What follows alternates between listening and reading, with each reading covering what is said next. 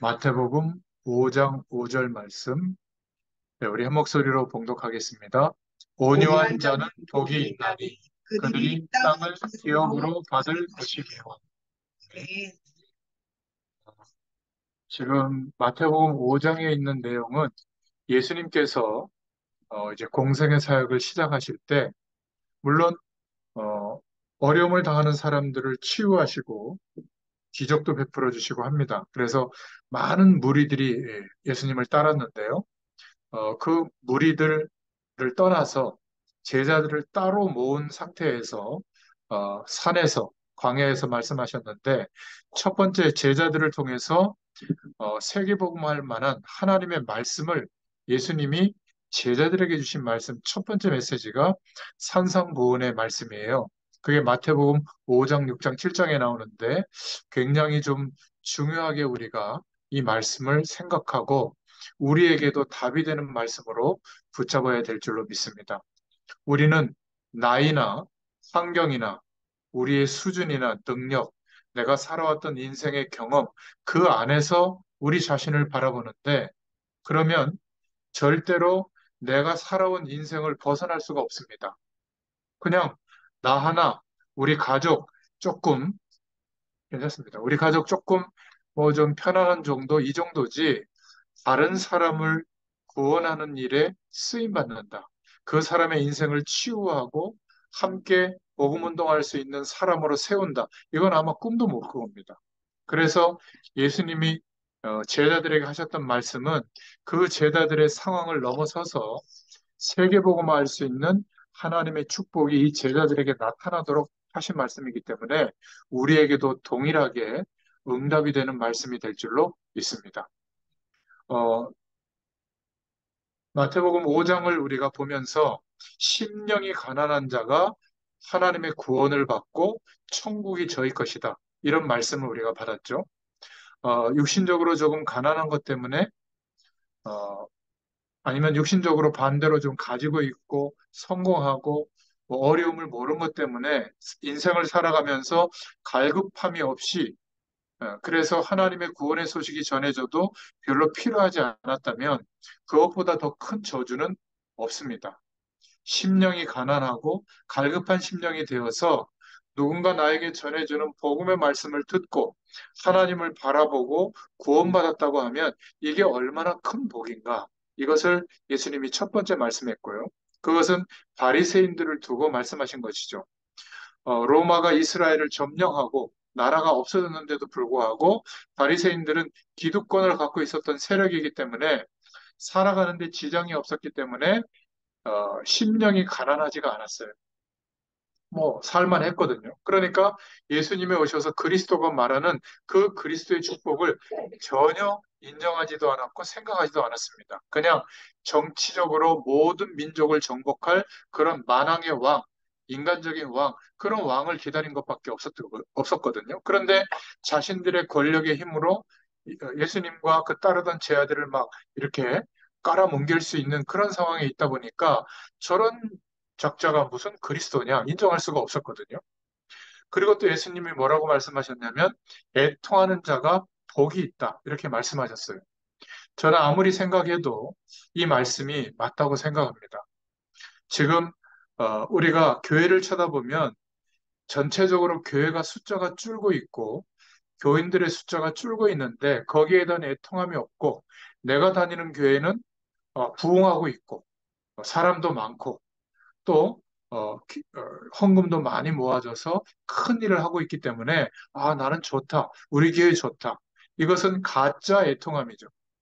그런데 우리 교회에 있던 교인이 다른 교회 가면 막 화를 내고요. 이런 것은 틀린 애통함입니다. 지금 교회가 줄어들고 있고 불신자들이 교회를 바라보거나 목회자들을 바라보거나 성도들을 바라볼 때 더 이상 존경하지 않고요. 오히려 사회 악처럼 보는 경향이 많이 늘어나고 있습니다. 이런데 교회를 바라볼 때 애통함이 없다. 이거는 생각해 볼 부분이죠. 세계 교회들이 이런 문제가 오고 있는데 지금 나는 교회에서 내 위치가 왜 없냐? 내 자리를 왜 인정해 주지 않냐? 그렇다면 그거는 틀린 애통함이 되겠죠.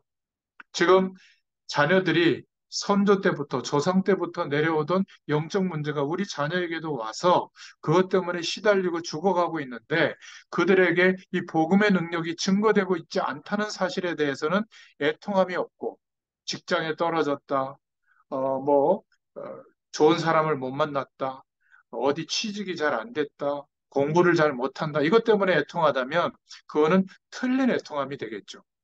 그런 것이 없이 어떻게 하나님의 위로를 받겠느냐. 그렇게 지난 시간까지 우리가 말씀을 나눴습니다. 오늘 제목은 마태복음 5장 5절을 통해서 12번째 우리 마태복음의 시간인데 온유한 자라는 제목으로 함께 은혜를 나누겠습니다. 이 온유한 자를 어떻게 이해하느냐가 중요하거든요. 온유하다 이러니까 말도 좀 조용조용하게 하고 성격도 좀 부드럽고 뭐 성실하게 착하게 사는 사람 이런 사람을 온유한 사람이라고 생각하는데 성경 말씀은 좀 달라요. 성경 말씀의 온유한 자의 원문의 뜻은 주인의 손에 길이 잘 들여진 말, 달리는 말 있잖아요. 주인의 손에 길이 잘 들여진 말이라는 뜻입니다. 하나님의 말씀과 하나님의 손에 잘 길들여진 사람이 온유한 사람이에요. 예수님이 말한 온유한 사람. 그 사람이 땅을 기업으로 얻을 것이다. 한마디로 말하면 세상을 정복할 것이다. 세계 복음화하시는 하나님의 일에 쓰임받는 주역이 될 것이다. 그렇게 축복하고 있는 겁니다. 마태복음 5장에서부터 예수님이 처음 입을 열어서 시대를 향하여 세계를 향해서 복음화할 수 있는 중요한 능력의 메시지이기 때문에 산상보훈의 말씀은 우리에게도 중요한 답이 되어야 될 줄로 믿습니다.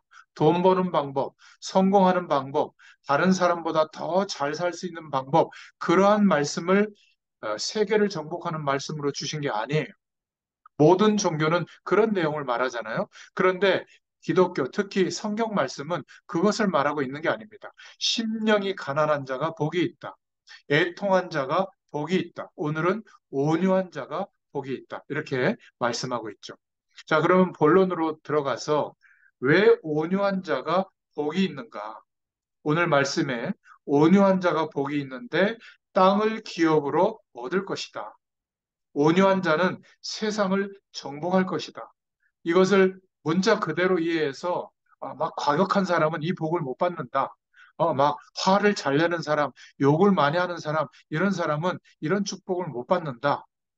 성격이 차분하고 성실하고 온유한 사람, 말 그대로 부드러운 사람은 막 재산도 늘어가고 막 하나님이 막 땅을 축복하니까 부동산도 많이 갖게 되고 그럴 것이다. 이렇게 부흥 강사님들을 통해서 말씀을 들은 분들은 복음이 아니에요. 그거는 그냥 세상에서 말하는 복을 사람들이 듣기 좋은 말을 성경 말씀이 단어가 나와 있다고 해서 막 얘기한 겁니다. 하나님의 말씀은 그런 게 아닙니다. 자, 그러면 세상에서는 어떤 것이 복이 있다고 가르치죠? 강한 자가 복이 있다고 가르칩니다. 온유한 자 말고 강한 자, 힘센 자.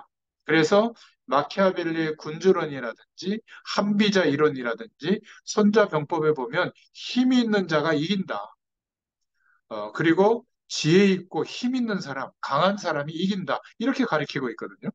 그런데 알아야 될 것은 하나님 없이 뭔가 강할 수 있는 조건을 가지면 가질수록 영적으로는 굉장히 약해질 수 있다는 것을 꼭 기억해야 돼요. 결국 실패합니다. 제가 이번 주에 참 안타까운 그 인터뷰하는 기사를 봤는데, 어, 박세리 그 선수 말이죠. 우리나라 IMF 때 정말 모든 백성들에게, 국민들에게 용기를 줬잖아요. 그죠? 그 어렵게 연습해가지고 아무도 도전하지 않을 때 그 미국에 가서 메이저리그, 그 메이저 대회에서 말이죠. 우승을 하는, 그것도 막 그 물에 빠질라 말라는 거기에 양말 벗고 들어가가지고 천에서 우승하는 그 장면이 애국가에도 나오는 장면이었잖아요. 그래서 우승도 막 굉장히 많이 해서 그 골프계의 명예의 전당이라는 자리에 들어가는 선수들이 몇 명 안 되는데 세계에서 말이죠. 거기에 박세리 선수가 들어갈 정도로 그 분야에서는 탑을 찍은 인물이에요. 그러니까 뭐 우승한 상금이라든지 뭐 스폰서라든지 뭐 광고에 나왔던 거 합치면 아마 천억 이상 벌었을 겁니다.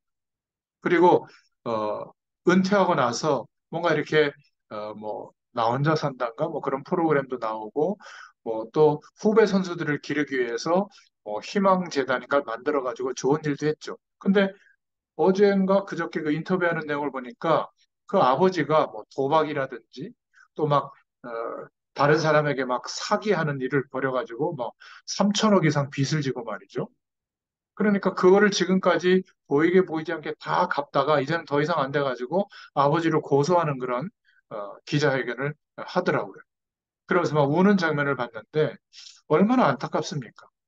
우리는 괜찮다라고 생각했는데 세상적으로 강해질 수 있는 위치에 올라가도록 그 수많은 시간을 노력했지만 강해졌지만 하나님을 떠나서 강할 수 있는 조건을 갖는 것이 영적으로는 얼마나 약해질 수 있다는 것을 보여주는 반증이잖아요.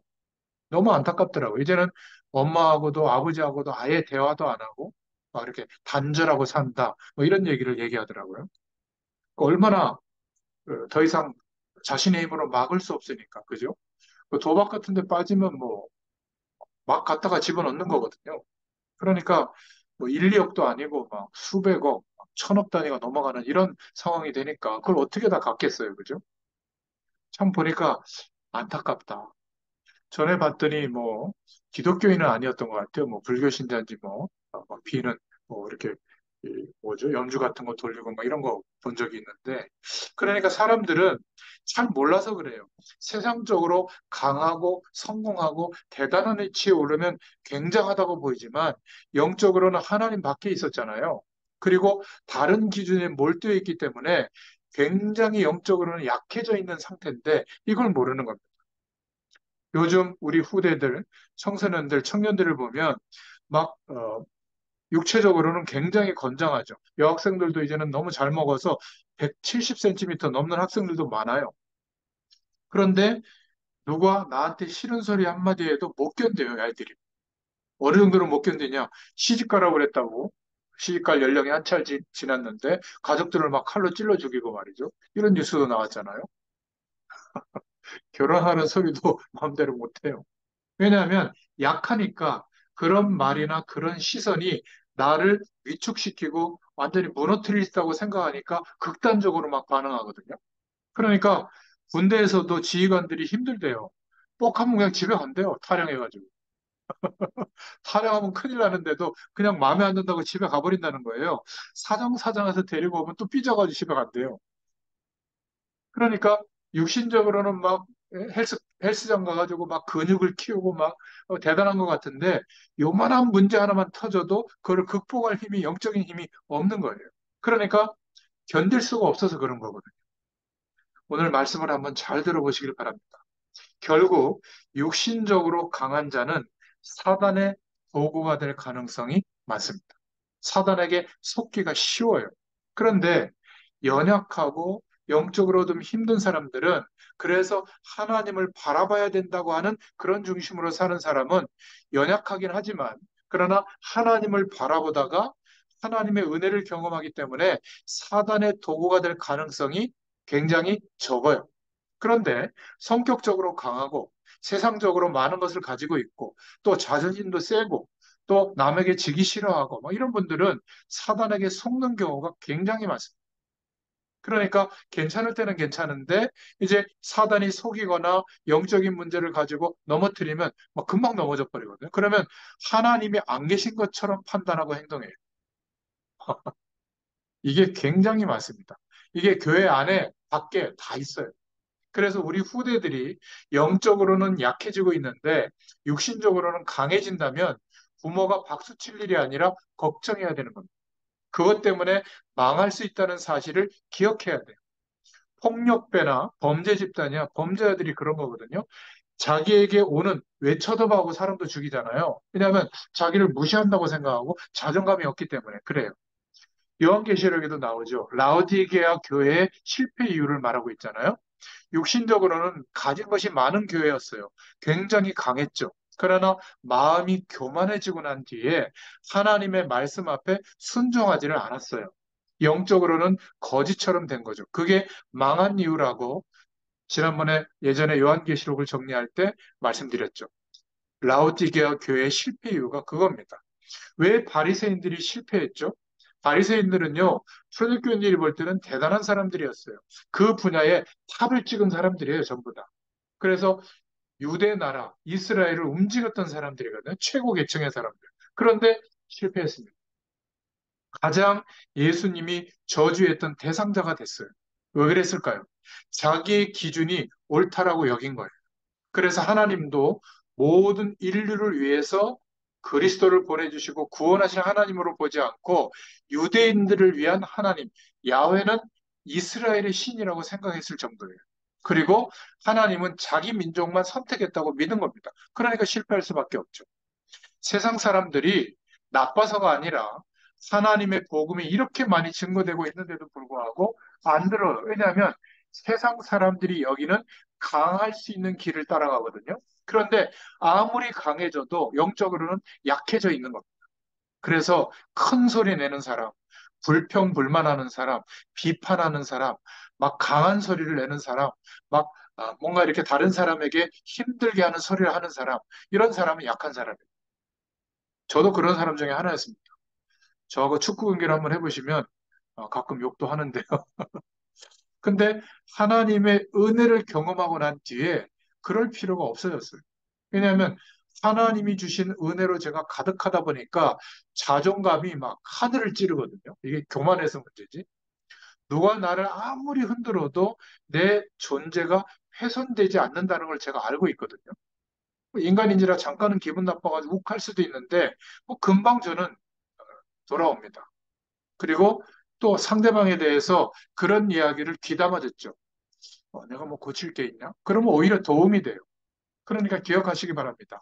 오히려 큰 소리 내는 사람들은 약한 사람이다. 누가 강하죠? 정말로 강한 사람은 온유한 사람인데 성격이 차분하고 조용하다 그 말이 아니에요. 두 번째 본론으로 온유한 자는 무슨 말인가? 원문의 뜻을 다시 한번 말씀드리면 하나님의 말씀에 잘 길들여진 자다. 여러분, 하나님의 말씀에 잘 길들여졌다는 게 어떤 의미일까요? 여러분, 하나님의 말씀이 우리에게 주어졌는데, 임했는데, 무조건 막 순종합니까? 아니에요. 그것은요, 길들여진다는 것은 우리의 인생을 가지고도 하나님이 하나님의 말씀에 길들여지도록 하시지만, 우리가 주일 예배를 드렸을 때 주일 그 말씀을 기록해 놓고 그 말씀을 통해서 하나님이 내게 무엇을 말씀하시려고 하죠? 하고 물어보세요. 잠깐이라도. 매일 아침에 눈을 뜨면 물어보세요. 그러면 우리와 함께 하시는 성령께서 내 마음의 중심에다가 깨닫게 하시는 생각을 주십니다. 그것을 붙잡고 적어보세요. 그리고 그 내용을 가지고 이런 일, 저런 일을 판단하고 해석해 보세요. 내 감정 가지고 하지 말고, 내가 살아왔던 경험 가지고 하지 말고, 내가 알고 있던 이 세상을 살아가는 지식 가지고 하지 말고, 그러면 내 운명을 벗어날 수가 없어요. 지금까지 살아왔던 그 틀 안에서 살 수밖에 없기 때문에 여전히 사단에게 자꾸 속게 되는 겁니다. 하나님의 말씀에 길들여진다는 것은 하나님께서 말씀하신 그 내용을 통하여 성령께서 깨닫게 하시는 말씀, 그것을 붙잡고 적용해보고 생각해보고 이게 묵상이라고 하거든요. 그게 기도예요. 그러면 내 마음과 중심이 하나님의 말씀을 기준으로 판단하고 해석하고 결정하게 되거든요. 이게 안 되어지면 그냥 예배당에 갔다 왔을 뿐이에요. 삶의 기준은 내 성격, 내 성질, 내가 살아왔던 경험, 내가 알고 있던 지식을 가지고 판단하는 겁니다. 그거를 다 버리라는 게 아니에요. 그것은 정말 내 생명을 회복시키는데 이만큼도 도움이 안 된다고 생각한다면 그 고집을 꺾어버리고 하나님의 말씀을 붙잡고 살아가게 돼요. 그러면 세계를 정복하게 될 것이다. 인간의 이론도 꺾어버리고 하나님의 말씀을 묵상하고 깨닫게 해주시는 그 방향에 순종하고 나아갈 수 있다면 틀림없이 세계 복음하는 일이 우리를 통해서 벌어지게 됩니다. 그런데 잘못 생각하고 있는 온유함이 뭐죠? 겸손한 거 아닙니다. 하나님과 인간과 자신과 세상을 복음 안에서 정말로 알면 말씀을 따라갈 수밖에 없어요. 너무 육신적으로 온유한 자라고 하는 것을 생각하는데 말을 부드럽게 하거나 얼굴에 굉장히 힘이 없다거나 우리는 막 다른 사람에게 친절하게 대한다거나 이런 것을 겸손, 온유 이렇게 생각하는데 물론 그럴 수 있죠. 은혜 받으면 육신적으로도 부드러워질 수 있지만 오늘 본문에 예수님이 하신 온유한 자라고 하는 것은 내 성격, 기준, 살아왔던 어떤 인생의 경험대로 하는 게 아니라 하나님의 말씀에 길들여진 자, 말씀에 순종하고 나아갈 수 있는 사람. 저는 바울을 보면서, 성경을 통해서 보면서 온유한 분이구나, 이렇게 느껴졌어요. 나는 감옥에 있어도 괜찮고, 나가도 괜찮다. 먹을 것이 있어도 좋고, 없어도 괜찮다. 왜냐하면 내게 능력 주시는 자 안에 내가 있기 때문에 하나님이 원하신다면 지금도 할 수 있다. 감옥 안에 있어도. 이게 온유한 사람이거든요. 이게 강한 사람이에요. 가장 예수 그리스도를 잘 믿는 사람. 우리는 지금까지 신앙생활 하는 것을 보면 내가 자꾸 기준을 이렇게 만들어 놓고 모든 것을 그 기준에 막 붙이는 거거든요. 그러니까 그 기준에 알맞으면 틀렸다라고 생각하는 거예요. 아니에요. 이 기준에 안 맞는 사람도 많아요. 성경 말씀을 우리가 다 이해할 수 있다고 착각하면 그거는 굉장히 교만한 겁니다. 어떻게 하나님의 말씀을 우리가 다 알 수 있겠어요? 성령으로 깨닫게 해주시는 만큼만 알 수 있고 성령께서 주시는 믿음대로만 우리가 실천할 수가 있죠. 죄송합니다. 그래서 성경 말씀을 항상 내가 알고 있는 내 생각의 틀 안에서 보면 안 돼요. 복음이라고 하는 안경을 끼고 볼 수 있어야 될 줄로 믿습니다. 그러니까 내 기준을 만들어 놓고 거기에 맞춰서 살아가는 게 아니라 그래서 문제가 오는 거거든요. 하나님은 항상 더 좋은 것을 가지고 계시는데 우리는 자꾸 내 것을 가지고 무엇을 하려고 하니까 문제에 봉착하게 되는 겁니다. 바리새인들이 왜 망한 줄 우리가 알고 있잖아요. 오늘 예수님이 제자들을 보고 온유한 자의 축복을 말씀한 것이지만 바리새인들을 염두에 두고 하신 말씀이에요. 자기들의 교리를 만들어 놓고 거기에다 껴 맞추기 때문에 결국 망하게 되는 겁니다. 하나님의 뜻은 그런 게 아니다. 하나님의 뜻은 뭐냐? 하나님의 말씀에 길들여진 자가 온유한 자요. 그 사람은 가는 곳마다 하나님의 역사하심이 나타나기 때문에 땅을 정복하게 되는 축복을 받을 것이다. 이거는 육신적인 땅을 말하는 게 아닙니다. 하나님께서 준비하신 사람들을 복음화하는 일에 쓰임 받게 될 것이다. 그래서 세상적인 지혜가 많은 자가 온유한 자가 아니다. 하나님의 말씀에 길들여진 이 온유한 자가 가장 큰 하나님의 능력을 가진 자다. 이 사람은 땅을 기업으로 차지할 것이다. 세계복음화의 축복을 누리게 될 것이다. 그래서 저는 하나님의 말씀을 알수록 함부로 상대방에 대해서 말을 못하겠더라고요. 내가 구원의 축복, 이 영원한 하나님의 축복을 알면 알수록 상대방을 너무나 쉽게 정죄하는 게 쉽지 않더라고요. 인생을 살아보면 살아볼수록, 깨달으면 깨달을수록, 아, 저 사람 문제 있어.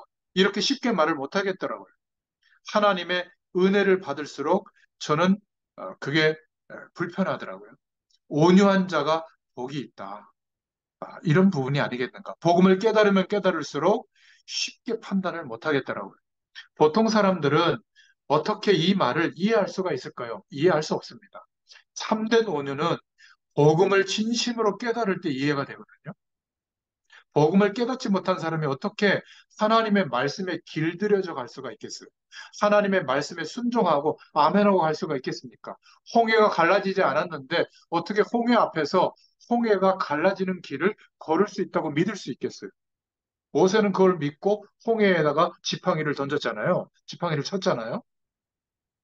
대다수의 사람들은 어떻게 얘기해줘? 이 사람이 말이야, 우리를 꼬아가지고 여기까지 끌고 와서 드디어 홍해에 빠뜨려 죽게 했구나. 애국 군대가 쫓아오니까, 모세를 죽여야 된다. 우리가 모세를 죽이고 빨리 애국으로 지금이라도 항복하고 돌아가자. 이게 보통 사람들이 보는 눈인데, 하나님의 말씀에 길들여진 사람은 하나님을 신뢰하고 있는 거거든요. 어떤 상황에서도.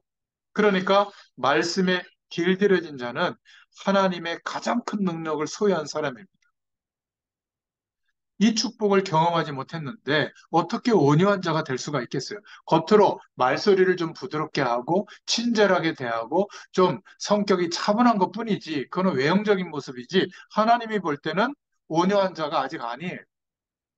이 말을 이해하시겠어요? 근데 겉으로 볼 때는 막 성격이 괄괄하고 막 다른 사람한테 약간 좀 막 힘들게 더 그렇지만 이 사람이 하나님의 말씀에 길들여져 있다면 성격과 관계없이 하나님께서 주신 이 복을 받게 돼 있어요. 우리는 자꾸 내 느낌과 기분에 따라서 말씀을 막 판단하거든요. 그거는 좀 다른 말입니다. 개인의 성향은 근본적으로 안 바뀌잖아요. 그렇지 않습니까? 항상 똑같아요. 그거를 바꾸려고 하는 게 문제거든요. 기질이라는 걸 가지고 태어난대. 약간의 어떤 교육을 통해서 제어가 될 뿐이지, 참고가 될 뿐이지, 결정적 순간에는 그 기질이 나오는 거예요. 그걸 바꾸려고 막 너무 하지 마세요. 그것도 하나님이 아시고 구원해 주셨으니까. 만약 아멘. 그게 부르심 이유에 따라서 우리가 살아가는데 불필요하다면 확 바꿔서 구원해 주셨겠죠. 근데 우리는 구원받은 게 확실한데 그 기질이 남아있단 말이에요. 그러면 너무 스트레스 받지 마시고 너무 또 막 하지 마시고 한번 하고 나서는 약간 회개하고 이러면 돼요. 근데 터져 나오는 걸 어떻게 하겠어요? 그때는 해야지. 참느라고 병들면 되겠어요. 이건 제 개인적인 견해입니다. 우리가 하나님의 말씀을 따라 살아갈 수 있는 기능만 있고 하나님의 복을 받았다고 하면 능히 세계 복음화할 수 있습니다. 네. 하나님의 말씀에 길들여진 자. 어, 예전에 한번 본 기억인데 말에 대해서 세 종류의 말이 있대요. 주인이 말을 딱 타고 채찍을 들고 치면 채찍을 한번 딱 치면 어디로 가야 되는지 알고 가는 말이 있대요. 근데 이 말보다 더 좋은 말이 있답니다. 한 5억 넘어가는 말인데 이 말은 주인이 딱 타고 채찍질 하지 않았는데 어디로 갈지 알고 간다는 거예요. 근데 어떤 말이 있냐면 아무리 말을 타고 막 걷어차고 채찍질해도 주인이 시킨 대로 안 가는 말이 있대요. 그 말은 버린다. 똑같아요. 하나님의 말씀이 임하고 있는데 하나님의 말씀을 받을 때 꼭 문제가 오거나 사건이 와서 뭔가 내가 요동하는 일이 생기면 그때 말씀을 따라가는 사람이 있고 하나님의 말씀을 받으면 믿음으로 받고 순종하는 사람이 있고 아무리 말씀이 일하고 고난이 오고 문제가 와도 그냥 자기 뜻대로 사는 사람이 있고 그러면 버려짐 받게 되겠죠. 어, 예수님 시대에 바로 유대인들, 그중에 바리새인들이 아무리 직접 대놓고 예수님이 이렇게 말씀하셔도 자기의 기준을 못 버리는 거예요. 자기의 아주 열심히 신앙 행위를 했던 그것을 의로 여기고 다른 사람들을 정죄하는 이 태도를 못 버리니까 결국 멸망이 임한 것이죠. 만약 하나님의 말씀에 길들여지는 삶을 산다면 어려움이 왔다? 그것도 겁낼 이유가 없는 겁니다. 욥을 한번 보세요. 아들이 죽고 자식들이 죽고 재산이 다 없어지고 그때 욥이 뭐라고 했죠?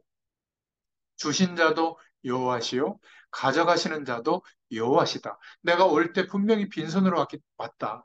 내가 하나님 앞에 갈 때도 빈손으로 갈 것이다. 지금 상황에서도 나는 모든 영광을 하나님께 여호와께 돌린다. 이게 온유한 사람이에요. 하나님의 말씀에 길들여진 사람. 몸에 막 악창이 나고 있으니까 친구들이 와서 막 조롱한단 말이에요. 그때 뭐라고 고백하죠? 나의 구속자가 분명히 살아계신다. 내가 나중에 여호와 하나님을 만날 때는 이 썩은 가죽으로 만나는 게 아니라 이 썩은 가죽 밖에서 여호와를 만날 것이다. 온유한 자. 아무리 어려움이 와도 불신자가 막 애쓰면서 견디는 거하고는 달라요. 불신자가 그렇게 견디면 병이 되지만 우리는 어떤 어려움이 오더라도 하나님의 계획을 그 속에서 발견하는 것이 중요한 겁니다. 아니, 목사님, 교회에 대해서 이런 말 저런 말 하는데 그거는 불신앙이에요? 아니에요? 묻는데 불신앙이 아니에요. 교회에는 사람들이 모이기 때문에 이런 문제 저런 문제가 있어요. 그런데 그 내용을 가지고 불평불만하는 게 불신앙이에요. 목사가 그래서 그렇고 장로가 그래서 그렇고 말이지. 교회가 말이야 분위기가 이래서 그렇고 말이지. 이건 안 돼. 그건 불신앙이죠. 근데 교회에 이런저런 문제가 있어. 목사님의 수준이 이래. 그런 것까지는 괜찮은 거예요. 사실을 말하는데 그게 뭐가 불신하겠어요? 우리가 그 속에서 이런저런 문제가 있으니까 하나님의 계획이 뭘까? 그거를 찾고 이렇게 우리가 하나님께 영광을 돌려야 되지 않을까? 그거는 신앙이에요. 똑같은 상황을 두고도 우리 아버지가 어떻고 엄마가 어떻고 형제가 어떻고 우리 직장의 동료가 어떻고 그래서 나는 못 살겠다. 저것들 없으면 되겠다. 이건 불신앙이에요. 근데 우리 아버지가 어떻고 어머니가 어떻고 이러니 나는 하나님의 계획을 이 속에서 찾아서 이렇게 살아야 되겠다. 이건 신앙이에요. 아직도 신앙과 불신앙이 구분이 안 됩니까? 똑같은 현실인데 신앙을 갖는다고 해서 내게 어려운 조건이, 어려운 문제가 안 생긴 줄 아는데 똑같이 생겨요. 그런데 그것을 바라보는 눈이 다른 겁니다. 홍해 앞에서 위기를 똑같이 봤는데 그거는 불신앙이 아니죠. 애국 군대가 쫓아오고 홍해가 막 가로막혔을 때 다 죽게 됐을 때 원망하고 하나님 욕하고 지도자 모세를 욕하고 그런 건 불신앙이죠. 분명히 위기지만 그 속에서 전능자 하나님을 바라보자. 우리가 할 일이 없지 않느냐. 이제 드디어 하나님이 역사하셔야 되지 않겠냐. 이건 신앙이에요. 결과는 천지차이죠. 온유한 자, 하나님의 말씀에 길들여져 있는 자, 억지로 부드럽게 한다는 말이 절대 아니에요. 그 사람은 땅을 정복하게 될 것이다. 자, 그렇다면 세 번째로 어떻게 하면 이렇게 되겠는가? 그 답은 빌립보서 2장 6절부터 11절에 예수님처럼 삶이면 될 줄로 믿습니다. 빌립보서 2장 6절부터 11절에 뭐라고 말씀하고 있냐면 그는 근본 하나님의 본체시나 이렇게 말하고 있죠. 하나님이세요. 그런데 사람의 몸을 입고 이 땅에 오셨다. 왜? 유대인들은 예수님을 보고 자기들이 기다리는 메시아라고 생각했는데 아니거든요. 왜냐하면 모든 민족 위에 자기 민족을 뛰어나게 세울 어마어마한 막 신적 능력을 가질 그런 지도자라고 봤는데 뭐 자기 눈에 볼 때 아주 연약한 사람으로 보이거든요.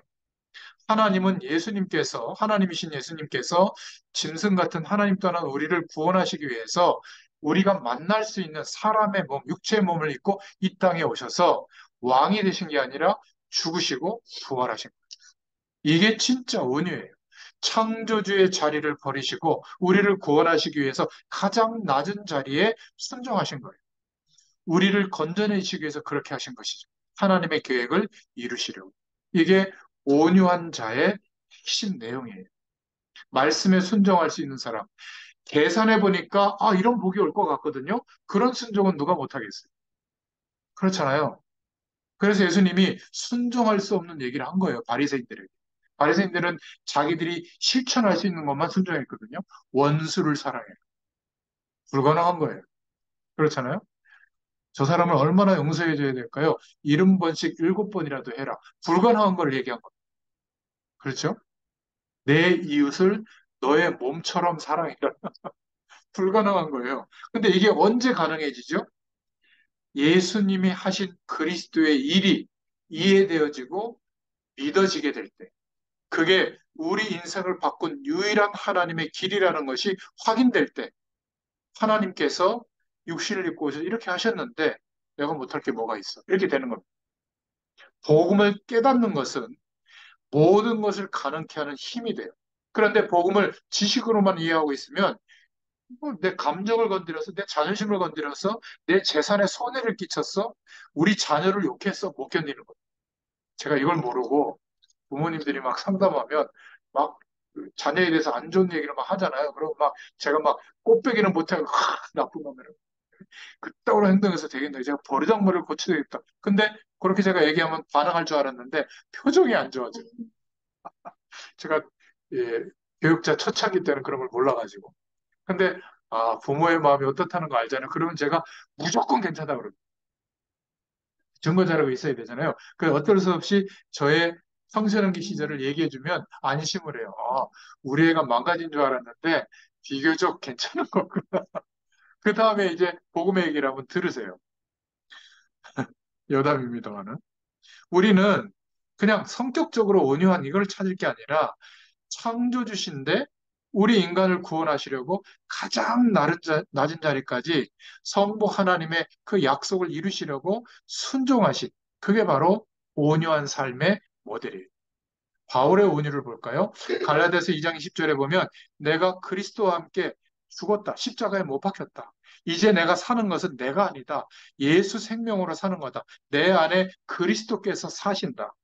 주인으로 인정한 거예요. 우리는 내가 주인이 되어가지고 하나님, 예수님, 성령님을 끌어당겨가지고 주인 되는 내 삶의 일에 도움을 달라고 하는 거죠.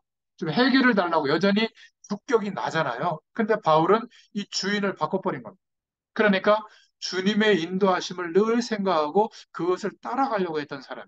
그러니까 빌립보서 1장 20절 21절에 감옥 안에서 한 얘기거든요. 내가 이제 살든지 죽든지 내 모든 삶의 이유는 그리스도의 이름이 존귀하게 되는 것이 목표다. 그래서 내가 감옥 안에 있으면서 그리스도의 이름이 드러난다면 오히려 기쁘다. 저는 이런 신자를 많이 못 봤어요.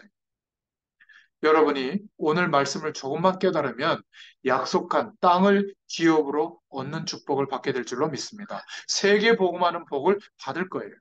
저는 이런 것을 깨닫고 난 뒤에 교회 안에서 싸울 일이 없더라고요.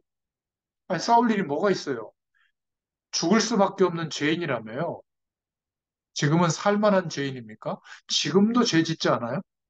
하나님이 구원의 은혜를 포기하지 않고 유지시켜줘서 구원의 축복 속에 있는 내가 뭐 원수 이런 사람이 있을 이유가 없죠. 잘못한 사람도 하나님의 계획을 가지고 허락한 일이라면 그 계획을 발견하고 기도하면 하나님이 오히려 더 큰 응답을 주시잖아요. 뭐 그렇게 목회자에 대해서 교회에 대해서 섭섭한 게 많을까? 저는 이 구원의 축복을 누리기 전에 교회만 왔다 갔다 할 때는 모든 게 다 섭섭한 거였어요. 목사님이 설교할 때 이쪽 편 5편 보고 내가 앉아있는 쪽 한 편 보면 차별하는구나 이렇게 느꼈답니다. 얼마나 섭섭한 게 많았던지. 근데 이 구원의 축복과 하나님의 말씀이 내게 실제가 되고 나서는 내가 교회를 위하여 주의 종을 위하여 뭔가 성도들을 위해서 할 일을 못해서 미안하지 문제될 게 없더라고요. 이런 축복이 임하기를 축원드립니다. 바울은 빌립보서 3장에 내가 그렇게 좋다고 했던 것도 그리스도를 알고 난 뒤에는 배설물처럼 여긴다. 그 좋다고 생각했던 기준 때문에 하나님이 함께하는 축복을 못 누릴까 봐 그렇게 고백한 거죠. 그때부터 가난해도 좋고 부해도 좋고 배고파도 좋고 배불러도 괜찮고 꼭 우리가 기도하는 것처럼 성공하게 해달라 그 말이 아니에요. 성공해도 좋고 감옥 안에 있어도 좋고 나가도 좋다. 내게 능력 주시는 자 안에 내가 있다면 하나님이 원하시는 뜻이라면 내가 모든 것을 할 수 있다. 이런 고백으로 바울은 그 당시에 세계복음화를 한 겁니다. 오늘 온유한 자, 이 단어가 말하고 있는 축복을 깨닫고 우리가 가야 될 줄로 믿습니다. 하나님의 말씀에 길들여진 자는 세계를 정복하게 될 것이다. 오늘 저와 여러분의 문제를 두고 이 단어가 말하고 있는 하나님의 말씀, 그 음성을 들을 수 있기를 축원드립니다. 분명히 하나님이 주시는 응답이 있을 거예요. 아마 당장 응답의 문이 열리게 될 줄로 믿습니다. 승리하게 되기를 예수님의 이름으로 축원합니다. 하나님 감사합니다. 온유한 자의 축복을 말씀해 주셔서 우리가 모든 현장을 뛰어넘을 수 있는 하나님의 능력이 나타나는 삶으로 인도해 주실 것을 믿고 감사드립니다. 전도와 선교의 축복이 우리의 삶과 우리의 모든 생각과 판단과 결정을 통해서 우리의 만남을 통해서 우리의 하는 일을 통해서 일어날 수밖에 없도록 하나님께서 약속하신 축복이 드러나게 하여 주시옵소서. 이 일의 증인으로 저희들 한 사람 한 사람을 세우시고 인도하여 주옵소서. 예수님의 이름으로 감사하며 기도드렸습니다. 아멘. 감사합니다.